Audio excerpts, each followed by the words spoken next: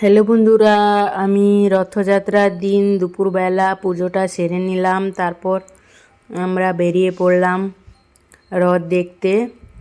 তো দেখো, আমি, আমার বর আর আমার মেয়ে তিনজন বেরিয়ে পড়লাম। বেরিয়ে গিয়ে দেখি এখানে প্রচণ্ড ভিড়।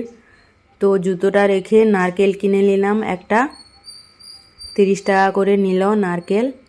তারপর লাইন দিয়ে দিলাম। দেখো কত ভিড়।